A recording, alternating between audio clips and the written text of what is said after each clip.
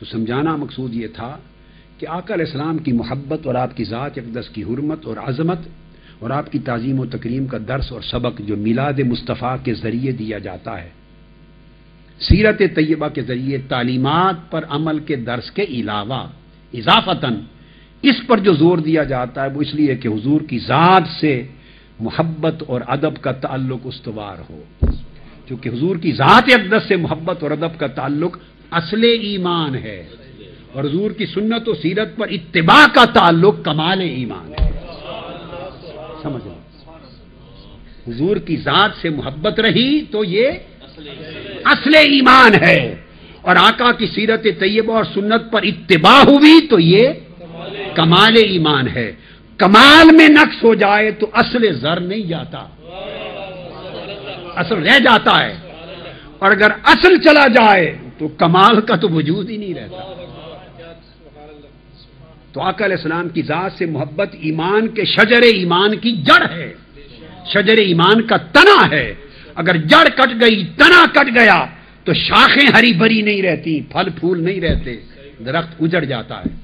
اور اگر شاخیں کٹ گئیں، پھل کٹ گئے، ہر سال موسم میں پھل کاٹتے ہیں یا نہیں کاٹتے؟ اچھا بھلا پھلوں سے بڑھ کے شاخیں بھی کاٹ دیں تب بھی اگلے سال پھر ہرے بھری ہو جائیں گی۔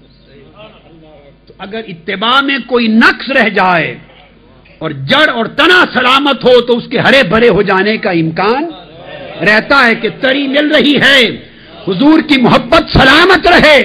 اگر اتباع میں کمی رہ جائے تو محبت رسول کی برکت سے اتباع کی کمی پوری ہو سکتی ہے، توفیق اتباع نصیب ہو سکتی ہے۔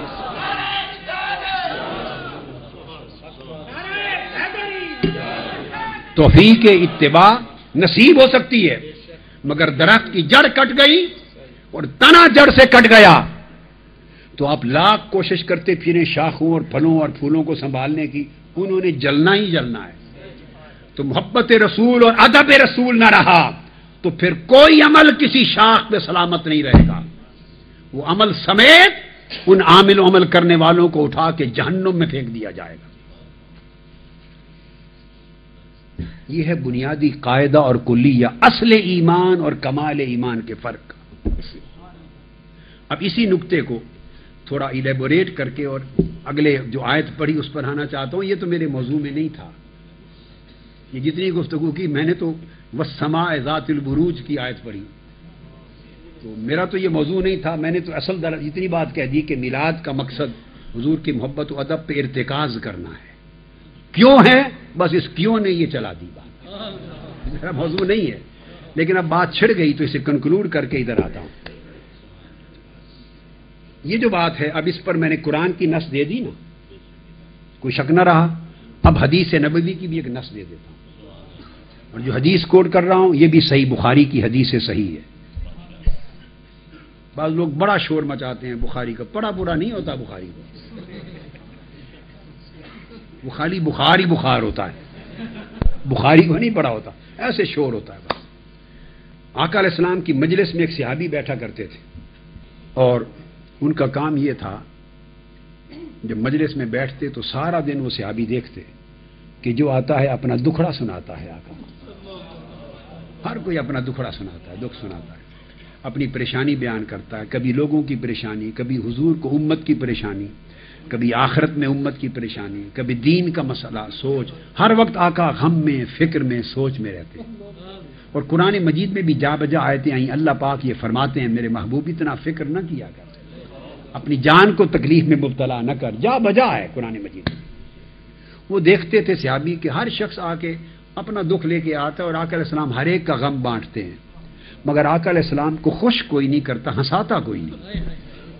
اب عمل بتا رہا ہوں، عمل اس صحابی کا عمل کیا تھا کہ آقا علیہ السلام کو ہنساتا کوئی نہیں۔ تو بتانا چاہتا ہوں کہ وہ صحابی یہ سوچتے تھے کہ آقا علیہ السلام کو ہنساتا کوئی نہیں۔ انسان کی طبیعت کو ضرورت ہوتی ہے نا فرد کی، ہنسنے کی، تاکہ بوجھ اتر جائیں، طبیعت فریش ہو جائے۔ تو وہ کیا کرتے وہ صحابی کہ تھوڑی دیر گزر جاتی، لوگوں کے غم دکھ اندوہ سنتے سنتے، تو تھوڑی دیر کے بعد آقا علیہ السلام کی مجلس میں کوئی لطیفہ سنا دیتے۔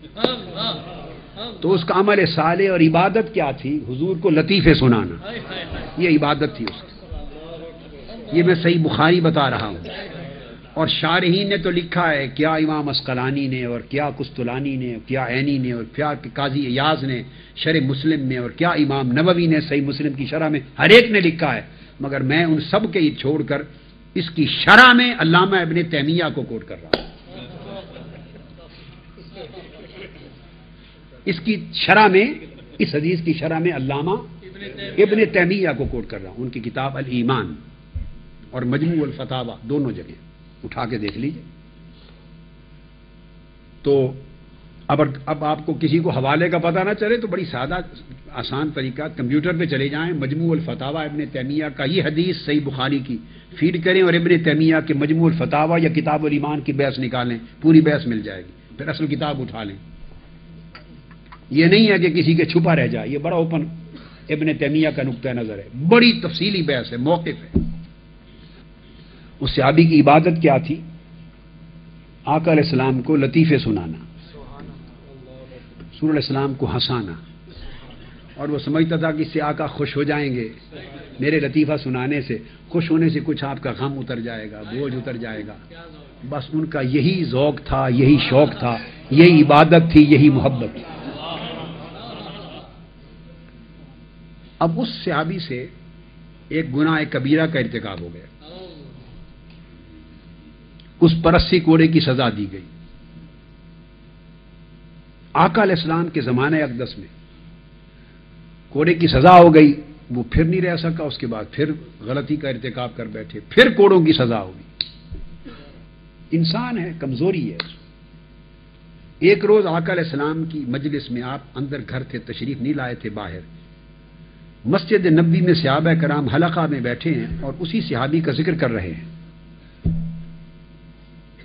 اور ذکر کر کے تو کسی ایک نے کہا خدا اس پہ لعنت کرے، یعنی بار بار اس کو سزا ملی، حد جاری ہوئی اور پھر بھی گناہ کو نہیں چھوڑا۔ اور آقا علیہ السلام کے زمانے میں اس نے حیا نہیں کیا، بار بار حد جاری ہونے کے باوجود اس نے گناہ نہیں چھوڑا۔ تو اس بات پہ صحابہ کرام بڑے غیرت مند تھے دین میں اور حدود دین میں، ان کی احترام کی غیرت تھی۔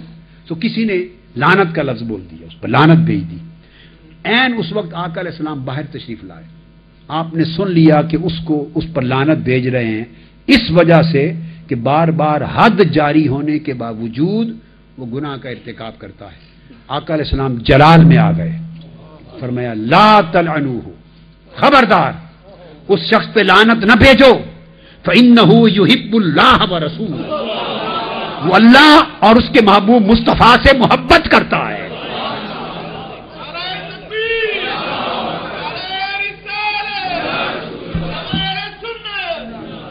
اب جتنے شارحین نے اس پر بحث کی، انہوں نے تو اس سے نقطہ استنباط کیا کہ گناہ کبیرہ کے ارتکاب کے باوجود بھی بندہ مومن رہتا ہے، کافر نہیں ہوتا۔ وہ تو اس استدلال میں اس حدیث کو لے آیا، اس پر کوئی جرح ہی نہیں کر سکتا، اختلاف ہی کوئی نہیں کر سکتا سوائے ایک ان پڑھ شخص کے جس نے بخاری کو پڑھا ہی نہیں۔ وہ تو اس بحث میں لائے، مگر جو بات میں اخذ کر رہا ہوں وہ ایک نرالی ہے جو کتابوں میں نہیں لکھی گئی۔ آقا علیہ السلام نے فرمایا اس پر لعنت نہ بھیجو، وہ اللہ اور اس کے رسول سے محبت کرتا ہے۔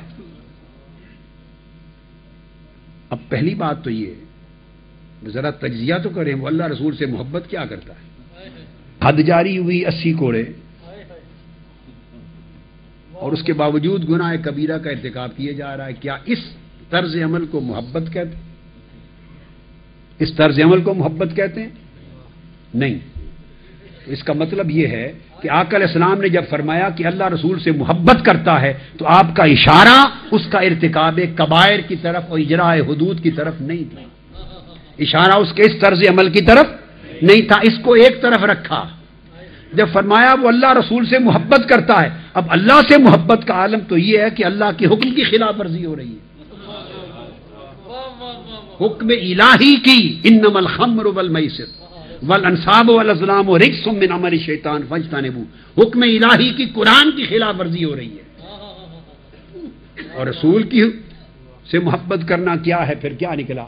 تو اشارہ ادھر تھا، وہ محبت کیا کرتا ہے اللہ اس کے رسول سے، سوائے اس کے بخاری اور مسلم کے سارے مضمون میں کسی بھی طریق اور کسی بھی سند سے جتنی کتب میں یہ حدیث آئی ہے، میں نے اول تا آخر کل کتب کھنگال ماری ہیں زندگی میں کہ اس کے کسی اور عمل کا مجھے پتا چلے جس کی طرف اشارہ کرتے ہوئے آقا نے فرمایا کہ محبت کرتا ہے خدا اور رسول سے، کسی سند اور کسی طریق سے اس کا کوئی اور غیر معمولی عمل مجھے نہیں ملا سوائے ایک عمل کے کہ مجلس میں حضور کو لطیفے سنا کر ہنساتا تھا۔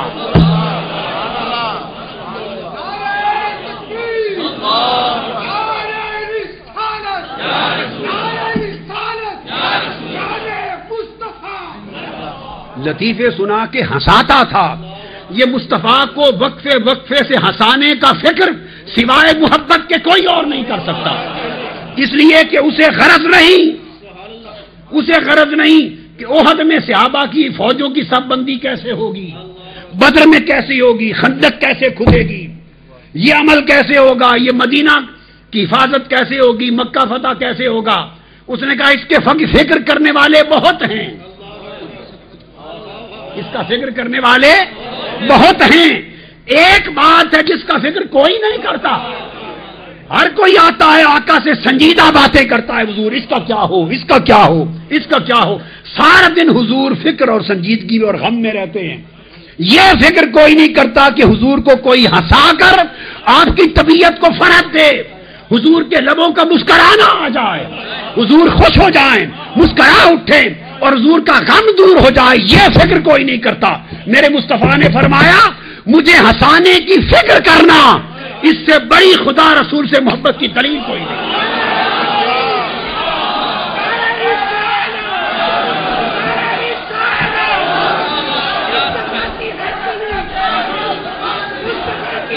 ارے ایک بات میں کہنا چاہتا ہوں، آج کے دور میں بھلے کسی طبقے میں کچھ عمل کی کمزوریاں صحیح، یہ لندن، برطانیہ، یورپ میں رہنے والے جوان یا لوگ جو مسلمان، عمل میں کئی کمزوریاں صحیح، طاعت میں کئی کمزوریاں صحیح، عبادت میں کئی کمزوریاں صحیح، یہ کمزوریاں اچھی بات نہیں ہیں، قابل تحسین نہیں ہے، یہ کمال ایمان کے خلاف ہے۔ قیامت کے دن جب منہ دکھاؤ گے شرمساری ہوگی۔ یہ کمزوریاں اپنی جگہ بجا، مگر خدا کی عزت کی قسم اور کچھ نہ صحیح۔ ارے آج کے دور میں یہ حضور کے عشق و محبت کا دم بھرنے والے، میلاد کے جلوس نکالنے والے، میلاد کی کانفرنسز کرنے والے اور میلاد کے دن سجاوٹیں کرنے والے، جھنڈے لگانے والے، روشنیوں کمکمگے لگانے والے، یا رسول اللہ کے نعرے لگانے والے، مصطفیٰ پر سلام بھیجنے والے، ارے ان کے پاس کچھ نہ صحیح عمل میں۔ ارے اس صحابی کا عمل اتنا بھی نہیں کہ چلو یہ حضور کی محبت اس قدر بھی نہیں کہ جس طرح صحابی ہنسا کے خوش کرتا تھا، یہ کمکمے لگاتے ہیں تاکہ مصطفیٰ کے چہرے پر ایک مسکراہٹ آ جائے کہ میرے امتی میری آمد کا دن منا رہے ہیں۔